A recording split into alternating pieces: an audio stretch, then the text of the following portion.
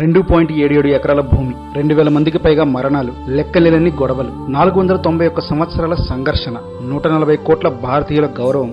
అసలు బాబ్రీ మసీద్ కింద రాముడి గుడి ఉందా లేదా? కేవలం కొందరి రాజకీయ నాయకుల స్వార్థం వల్ల అన్నదమ్ముల్లా ఉండాల్సిన హిందువులు ముస్లింలు శత్రువుల్లా కొట్టుకుని చంపుకుంటున్నారా? ఎప్పుడో 1976లోనే ఈ అయోధ్య సమస్యకు పరిష్కారం వచ్చేయాలి.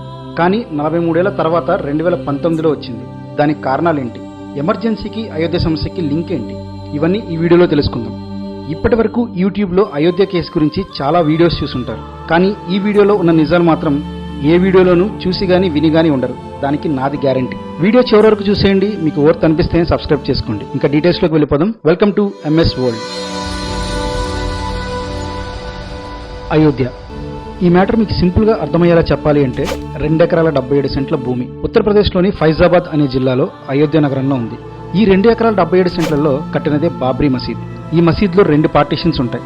అందులో ఒక భాగం మసీదుది, ఇంకో భాగం సీతారాముల స్టేజ్ది. ఈ స్టేజ్ పైనే చాలా చిన్న చెక్క మందిరంలో సీతారాములకి పూజలు జరుగుతున్నాయి. కానీ ఈ 2 ఎకరాల 77 సెంట్లు మాకంటే మాకు సొంతమని ముగ్గురు చాలా ఏళ్లుగా కేసులు ఫైల్ చేస్తున్నారు. వాళ్లే కాలక్రమేణా సంస్థలుగా మారారు. మొదటిది నిర్మోహి అఖారా, రెండోది ఉత్తరప్రదేశ్ సున్నీ సెంట్రల్ వక్ఫ్ బోర్డ్, మూడోది విశ్వ హిందూ పరిషత్. ఈ విశ్వ హిందూ పరిషత్ ఇది రాముడు పుట్టిన ప్రదేశమని, అది హిందువులకే దక్కాలని పోరాడుతుంది. పై రెండు ఎందుకు పోరాడుతున్నాయో ముందుకు వెళ్లే కొద్ది చెప్తాను. అయితే అసలు వీరి కథ మనకు అర్థం అవ్వాలి అంటే మొఘలులు మన భారతదేశానికి ఎప్పుడు వచ్చారు అనేది ముందు మనకు తెలియాలి.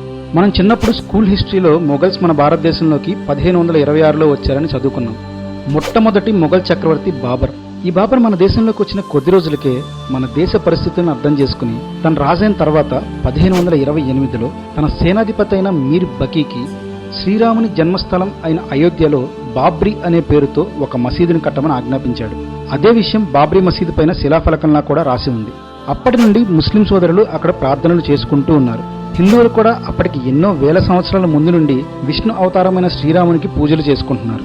మంగోల్స్, షేర్షాస్, ఖిల్జీస్, తుగ్లక్స్, ముఘల్స్ ఎన్నో దేవాలయాలను కూల్చేసి మసీదులు కట్టినట్టు చాలా ఆధారాలున్నాయి. అందుకని ఈ బాబ్రీ మసీదును కూడా అలానే కట్టారని హిందువులు నమ్మేవారు. అయితే ఈ బాబ్రీ మసీద్ కట్టి దాదాపుగా చాలా సంవత్సరాలు గడిచాయి. అది 1717. జైసింగ్ అనే హిందూ రాజు ఈ ప్రదేశాన్ని శ్రీరాముని పేరు మీద కొనేసి రిజిస్ట్రేషన్ చేయించారు. జైపూర్లో సిటీ ప్యాలెస్ మ్యూజియంలో ఈ డాక్యుమెంట్స్ ఉన్నాయి. హిందువులు ఎంతో పవిత్ర ప్రదేశముగా రాముడు పుట్టిన జన్మస్థలంగా నమ్ముతారు కాబట్టి జైసింగ్ రాజు అప్పటి హిందువుల్ని కూడా ఆ మసీదులోనికి అనుమతి ఇచ్చారు.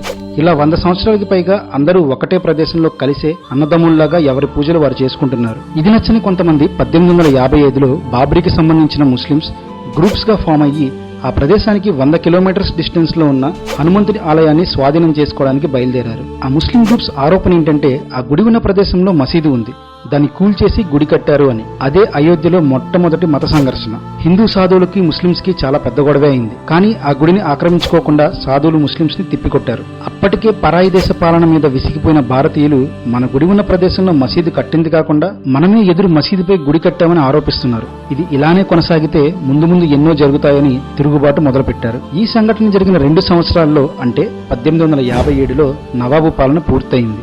నెక్స్ట్ నుండి మనకి బ్రిటిష్ పాలన మొదలైంది. బ్రిటిష్ న్యాయ వ్యవస్థ అమల్లోకి వచ్చింది. ఈ టైంలో ఈ బాబ్రీ మసీదు ఉన్న ప్లేస్ లో హిందువులు ఒక స్టేజ్ ని నిర్మించి సీతారాములకు పూజలు చేయడం మొదలుపెట్టారు. ఈ ఇన్సిడెంట్ హిందూ ముస్లింస్ మధ్యలో ఎన్నో గొడవలకు కారణమైంది. ఇది నచ్చని కొందరు ముస్లిం పెద్దలు ఇలా కాదు అని అప్పటి మసీద్ అధికారి మొహమ్మద్ అఫ్సర్ తో కలిసి 1858 నవంబర్ 30న మసీదును ఆనుకుని హిందువులు వేదిక నిర్మించారని ఫిర్యాదు చేశారు. వీళ్ల పరంపరే ఈ అయోధ్య కేసులో ముస్లింస్ తరఫు నుండి బాధ్యత తీసుకున్నదే ఇందాక పైన చెప్పిన 3 సంఘాల్లో ఒకటైన UP Sunni central Waqf board.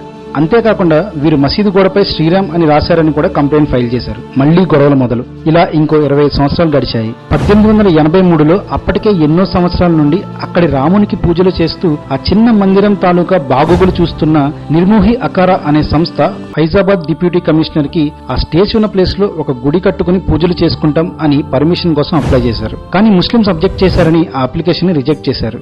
Future లో ఈ ఇష్యూ గురించి ప్రాబ్లమ్స్ రాకూడదు అని బాబ్రీ మసీదు ఉన్న 2 ఎకరాల 77 సెంట్లలో ఫెన్సింగ్ వేసి పార్టీషన్ చేసి కొంత ప్లేస్ ని మసీద్ కు, కొంత ప్లేస్ ని స్టేజ్ కి అలాట్ చేశారు. అదే ఇయర్ మేలో లాహోర్ నుండి గుర్ముఖ్ సింగ్ అనే ఆయన కొన్ని రాళ్లను బిల్డింగ్ కన్స్ట్రక్ట్ చేసే మెటీరియల్ తో అయోధ్యకు వచ్చారు. అక్కడ గుడి కట్టడం కోసం పర్మిషన్ మళ్లీ అప్లై చేశారు. కానీ డిప్యూటీ కమిషనర్ అనుమతి ఇవ్వకుండా ఆ వస్తువుల్ని అక్కడి నుండి దూరంగా పంపించారు. కొంచెం ఇష్యూ కూల్ అయింది అనుకునే లోపే అసలు స్టోరీ స్టార్ట్ అయింది. అదే ఇప్పుడు మనం మొన్నటి వరకు చూసిన అయోధ్య సివిల్ కేసు. ఆ ప్రదేశం శ్రీరామునికి చెందిందని నిర్మోహ అఖోరా సంస్థకు చెందిన మహంత్ రఘువర్ దాస్ 1885 జనవరి 29న ఇండియన్ గవర్నమెంట్ కి అలాగే మొహమ్మద్ అఫ్సర్ కి వ్యతిరేకంగా మొట్టమొదటి సివిల్ కేసుని ఫైల్ చేశారు. అప్పటి నుండే రామ జన్మభూమి వివాదం కోర్టు మెట్లెక్కింది. ఆ ప్రదేశంలో నిర్మించిన వేదిక శ్రీరాముని జన్మస్థలమని, అక్కడ నిత్యం పూజలు చేయడానికి, తమ దేవునికి ఎండావాన నుండి రక్షణ కల్పించడానికి, అందుకు ఒక గుడి కట్టడానికి పర్మిషన్ ఇవ్వాలని, ఆ బాధ్యతలని ఎన్నో సంవత్సరాల నుండి చూసుకుంటున్న వారి సంస్థకే అప్పచెప్పాలని ఆరోపించారు. ఆ స్థలం ఓనర్స్ మేమే అని, ఆ పర్టికులర్ ప్లేస్ వారి అండర్లోనే ఉంది అని కూడా మెన్షన్ చేశారు. కానీ ఆ పర్మిషన్ ఇస్తే హిందూస్ కి ముస్లింస్ కి మధ్య గొడవలు పెరుగుతాయేమో అని కొన్ని సంవత్సరాలు కాలయాపన చేసి ఆ పిటిషన్ ను కూడా రిజెక్ట్ చేశారు. అయినా నిరాశ చెందకుండా జిల్లా కోర్టుకి అప్రోచ్ అయ్యారు. అక్కడ జస్టిస్ చామీర్ ఆ ప్లేస్ ని విజిట్ చేసి 3 నెలల్లోనే జడ్జిమెంట్ ఇచ్చేశారు. హిందువులకి పవిత్ర ప్రదేశంలో ముస్లింస్ ఇలా మసీదు కట్టడం దురదృష్టకరమని, కాకపోతే అప్పటికే ఈ మసీదు కట్టి 300 సంవత్సరాలు అవుతుంది కాబట్టి ఈ పిటిషన్ ముందుకు తీసుకెళ్లడం చాలా కష్టమని తీర్పులో చెప్పేశారు. నెక్స్ట్ అవాద్ జ్యుడిషియల్ కమిషనర్ దగ్గర ఇంకో పిటిషన్ వేశారు. కానీ ఇక్కడ కూడా రిజల్ట్ రాలేదు. 1934లో హిందువులకు ఎంతో పవిత్రమైన గోవులను బక్రీద్ రోజు వధించారని 2 వర్గాల మధ్య గొడవలు స్టార్ట్ అయ్యాయి. ఆ ప్రాసెస్ లో బాబ్రీ మసీద్ పై దాడి చేసి కొంత ప్రాంతాన్ని కూల్చారు. కానీ బ్రిటిష్ గవర్నమెంట్ దానికి వెంటనే రెనోవేషన్ చేయించింది. ఇలా కొన్ని సంవత్సరాలు గడిచాక మన భారతదేశానికి 1947లో స్వతంత్రం వచ్చింది. స్వతంత్రం వచ్చిన 2 సంవత్సరాలకి అంటే 1949లో ఇప్పటికైనా శ్రీరామునికి అక్కడున్న స్టేజ్ మీద చెక్కతో చేసిన చిన్న మందిరం కాకుండా కొంచెం మంచిగా గుడి కడదామని మళ్లీ ప్రయత్నం చేశారు.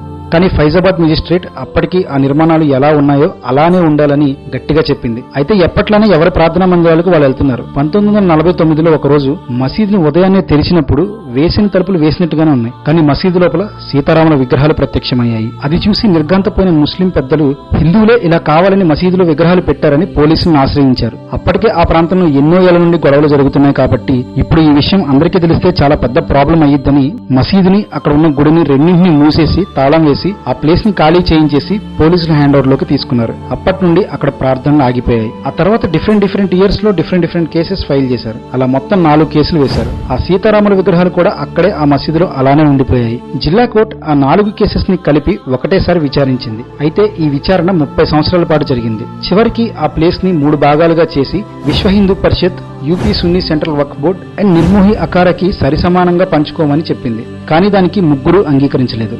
43 సంవత్సరాల క్రితమే ఈ సమస్యకి పరిష్కారం వచ్చేది అని పైన చెప్పాను కదా, ఆ టైం ఇప్పుడు వచ్చింది. ఇక్కడి నుంచి చాలా జాగ్రత్తగా వినండి. అది 1976. ఆ మసీదు ఉన్న ప్రాంతం యొక్క విశిష్టత తెలుసుకుందామని కొంతమంది పురావస్తు శాఖ అధికారులు ఆ ప్లేస్ ని సందర్శించారు. ఆ టీమ్ కి హెడ్ గా అప్పటికే ఆర్కియాలజికల్ సర్వే ఆఫ్ ఇండియాకి డైరెక్టర్ గా 4 సంవత్సరాలు పనిచేసిన అనుభవం ఉన్న బీబీ లాల్ గారు. పోలీస్ ప్రొటెక్షన్ లో ఉన్న ప్లేస్ కాబట్టి చాలా కొద్ది మంది మాత్రమే లోపలికి వెళ్లారు. అలా లోపలికి వెళ్లిన వారిలో కేకే మొహమ్మద్ అనే ఆర్కియాలజిస్ట్ కూడా ఒకరు. మరికొద్దిసేపట్లో ఈ వ్యక్తికి మీరు ఫ్యాన్ అవుతారు. రామ జన్మభూమి గురించి ప్రపంచానికి ఎన్నో నిజాలు చెప్పిన మొట్టమొదటి ముస్లిం ఈయనే. టైమ్స్ ఆఫ్ ఇండియాకి ఈయన ఇచ్చిన ప్రింట్ ఇంటర్వ్యూలో చాలా విషయాలను చెప్పారు. ఈయన ఏమంటారంటే, ఏదన్నా ఒక విషయాన్ని గురించి పురావస్తు శాఖ వారు 3 అంశాలను మైండ్ లో పెట్టుకుని వర్క్ స్టార్ట్ చేస్తారంట. అందులో మొదటిది ఆర్కియాలజికల్ ఎవిడెన్స్, రెండోది లిటరరీ ఎవిడెన్స్, మూడోది సోషల్ ఇష్యూస్. ఇప్పుడు ఈ అయోధ్య కేసులో కూడా ఆ 3 ప్రాపర్ గా స్టడీ చేసే మనకి బయటకు రిజల్ట్ అని చెప్పారు. ఇందులో మొదటిదైన ఆర్కియాలజికల్ ఎవిడెన్స్ ఇప్పుడు చూద్దాం.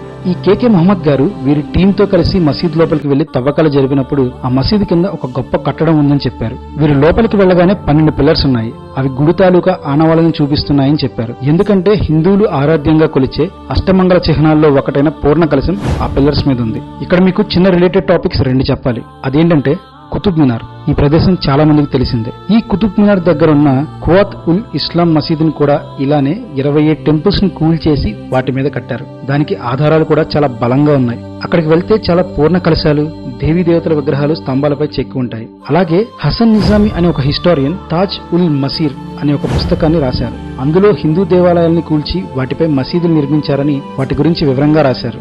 మళ్ళీ మనం మన టాపిక్ లోకి తిరిగి వెళ్లిపోతే, ఆ అష్టమంగళ చిహ్నాలని ఆధారంగా బాబ్రీ మసీదు ఉన్న ప్రదేశంలో ఒకప్పుడు దేవాలయం ఉంది అని నిర్ధారించారు. అలాగే బీబీ లాల్ గారు మసీదులోని పడమర వైపు పిల్లర్స్ కింద తవ్వకాలు జరపగా అక్కడ ఎన్నో టెరకోట అంటే మట్టి పాత్రలు దొరికాయి. కానీ అక్కడికి వచ్చిన కొంతమంది ముస్లింస్ ఆ వాదనని ఒప్పుకోలేదు. అది మసీదే అని చెప్పి గట్టిగా వాదించారు. దానికి ఆర్కియాలజికల్ సర్వే ఆఫ్ ఇండియా వాళ్ళు సమాధానం చెప్తూ, ఒకవేళ అది కనుక నిజంగా మసీదే అయితే బ్రతికున్న ఏ జీవితాలుగా బొమ్మని ఇలా స్తంభాలపైన కానీ లేదా ఎక్కడైనా చెక్కడం చేయకూడదు. అలా చేస్తే అది ఇస్లాం పరంగా నేరం. ప్రపంచంలో ఏ మసీదులోనూ అలా చెక్కిన గుర్తులు ఉండవు. ఈ విషయం చెప్పగానే అక్కడ నోర్లని సైలెంట్ అయిపోయాయి. అమ్మయ్య, అక్కడ గుడి ఉందని తేలిపోయింది. ఇప్పుడు ఈ గొడవలన్నింటికీ ఒక ఎండ్ కార్డ్ పడుతుందని చెప్పి కేకే మహమ్మద్ గారు ఎంతో ఆనందపడ్డారు. కానీ దురదృష్టకరం ఏంటంటే బీబీ లాల్ గారు ఈ విషయాన్ని అప్పుడు బయటకు చెప్పలేదు. ఎందుకంటే అప్పుడు వాళ్ళు పరిశోధన చేయడానికి మెయిన్ పర్పస్ ఏంటంటే ఆ ప్రాంతం యొక్క చారిత్రాత్మక విశిష్టతను తెలుసుకుందామనే గానీ అక్కడ జరుగుతున్న కేసుకు సంబంధించి హెల్ప్ చేయడానికి కాదు. ఎప్పుడైతే ఆ ప్రాంతంలో ఒకప్పుడు గుడి ఉంది అని కొంతమంది అఫీషియల్స్ కి తెలిసిన కొద్ది రోజులకే ఇండియాకి ఎమర్జెన్సీ పెట్టారు. దానికి కారణం ఇదే అని నేను అనడం లేదు. బట్ దేశంలో అనేక అల్లర్లు ఎమర్జెన్సీ వల్ల జరగడంతో ఈ నిజాన్ని వినే స్థితిలో జనాలు లేరు, విన్నా దాన్ని చూపించే స్థితిలో మీడియా కూడా లేదు. అప్పుడు మీడియా చేతులు కంప్లీట్ గా కట్టేయడం జరిగింది.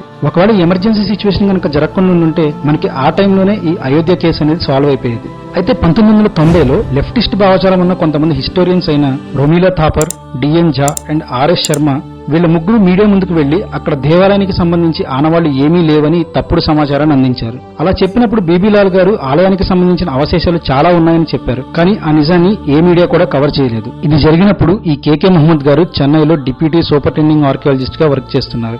ఆయన ఈ తప్పుడు న్యూస్ చూసిన వెంటనే నేషనల్ పేపర్ కి లెటర్ రాశారు. ఆ లెటర్ లో ఏముందంటే, ఈ ఎక్స్కవేషన్ కి వెళ్లిన వారిలో నేను ఒక్కడనే ముస్లింని, అక్కడ ఆలయానికి సంబంధించి అనేక ఆనవాళ్లు ఉన్నాయని పేర్కొన్నారు. అప్పటి సీనియర్ ఐఏఎస్ ఆఫీసర్ అయిన ఐ మహదేవన్ గారు ఈ భిన్న అభిప్రాయాలు ఉన్న న్యూస్ ని చూసి ఒకరు ఆలయ మానవాళ్లు ఉన్నాయంటున్నారు, ఇంకొకరు లేవు అంటున్నారు, ఇంకోసారి పరిశోధనకు వెళ్ళండి అని సలహా ఇచ్చారు. అలహాబాద్ హైకోర్టు నుండి ఆర్డర్స్ కూడా వచ్చాయి. రెండోసారి తవ్వకాలు 2003లో జరిగాయి. కానీ అప్పటికే మసీదు కూలిపోయింది. తవ్వకాలు జరిపే ముందు గ్రౌండ్ పెనిట్రేటింగ్ రాడార్ తో ఒక సర్వే కండక్ట్ చేశారు. ఆ సర్వేలో భూమి లోపల చాలా కట్టడాలు ఉన్నాయని తెలిసింది. ఆ తవ్వకం అనేది నిర్మోహి అఖారా కోసమో, లేక విశ్వ హిందూ పరిషత్ కోసమో, లేక సున్నీ వక్ఫ్ బోర్డ్ కోసమో కాదు. ఇది కేవలం ఆర్కియాలజికల్ సర్వే ఆఫ్ ఇండియా వాళ్ళకి నిజం తెలియడం కోసం.